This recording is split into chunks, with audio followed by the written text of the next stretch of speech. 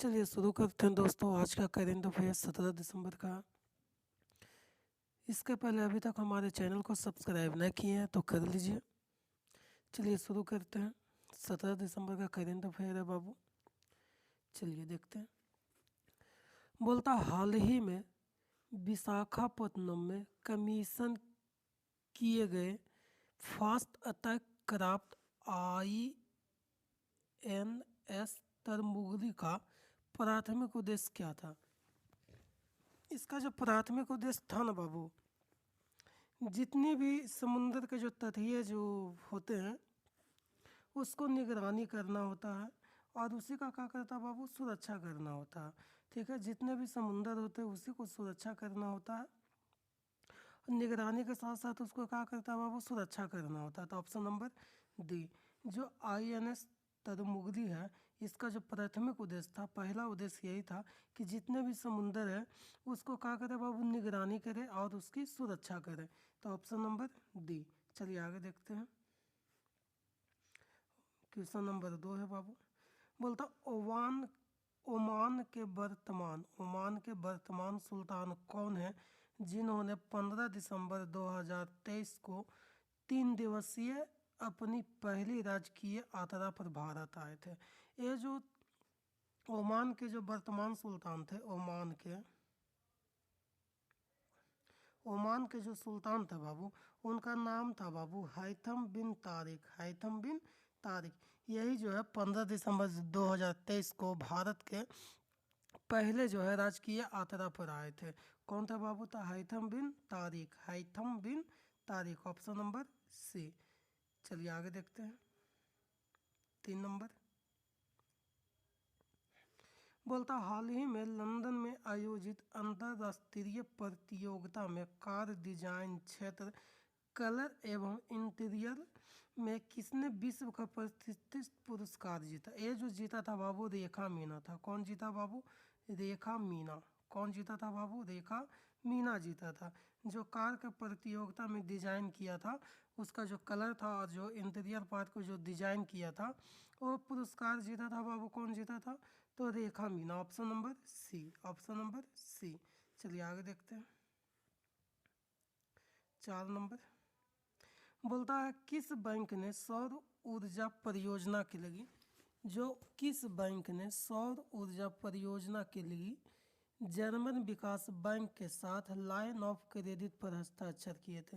ये जो line of credit पर जो हस्ताक्षर किए थे बाबू, वो किए थे SBI, state bank of India, भारतीय स्टेट बैंक ऑफ इंडिया।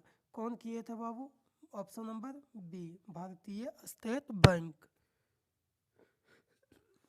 जो लाइन ऑफ क्रेडिट पर जो हस्ताक्षर किए थे बाबू, जो बैंक का नाम था वो था भारतीय स्टेट बैंक।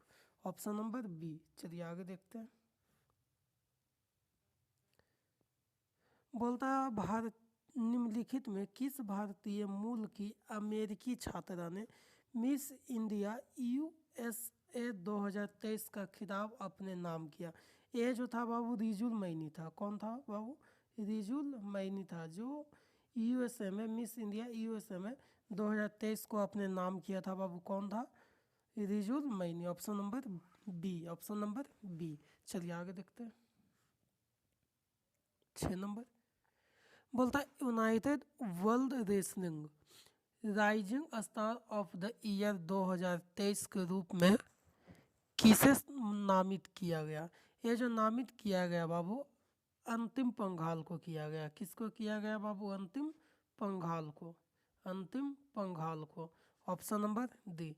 ये जो यूनाइटेड वर्ल्ड जो रेसलिंग है, उसको जो rising star of the year 2023 के रूप में जो नामित किया गया बाबू, अंतिम पंघाल को। Option number D.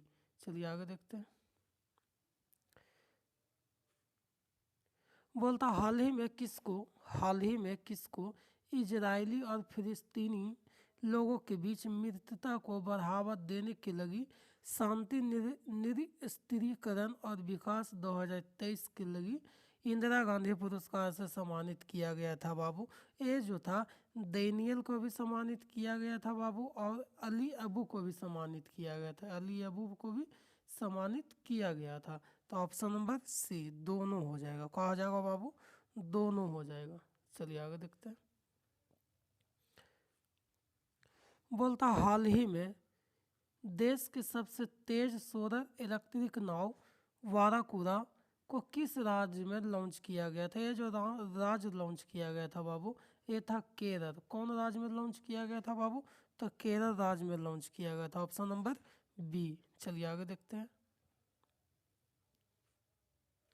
बोलता हाल ही में किस देश के सरकार ने इंडिया फर्स्ट नीति से खुद को अलग करते हुए भारत के साथ हाइड्रोग्राफी समझौतों को खत्म करने का फैसला लिया?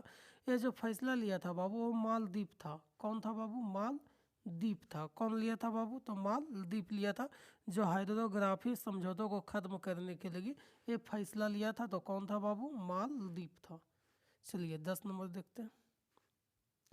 बोलता कौन सा देश वर्ष 2024 का कृत्रिम बुद्धिमत्ता पर वैश्विक भागीदारी GPAI सम्मेलन का प्रमुख अध्यक्ष है?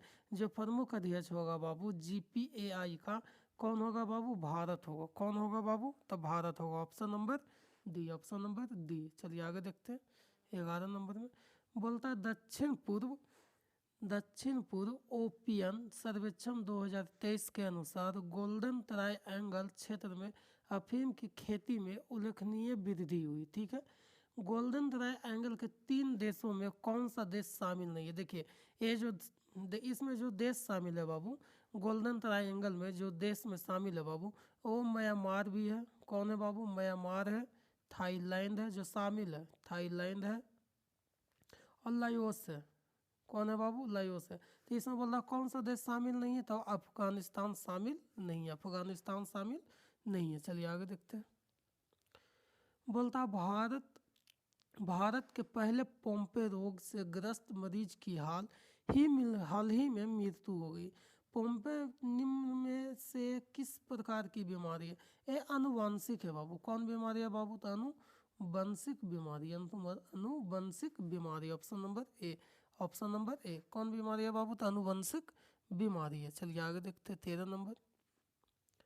बोलता है महाराष्ट्र सरकार ने किसे ज्ञान सम्राज्ञी लता मंगेशकर पुरस्कार देने की घोषणा की थी? वो था शाहरुख खान। किसे था बाबू?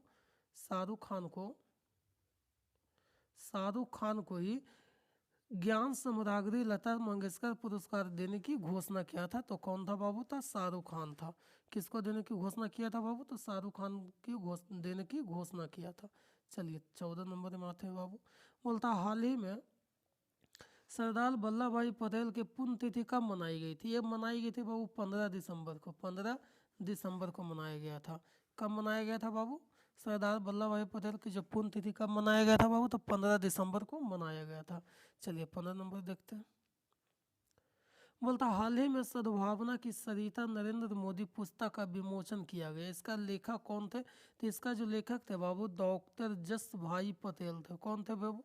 कौन थे बाबू? डॉक्टर जसभाई पटेल थे। अभी तक हमारे चैनल को सब्सक्राइब नहीं किए हैं बाबू तो कर लीजिए। ठीक है, धन्यवाद।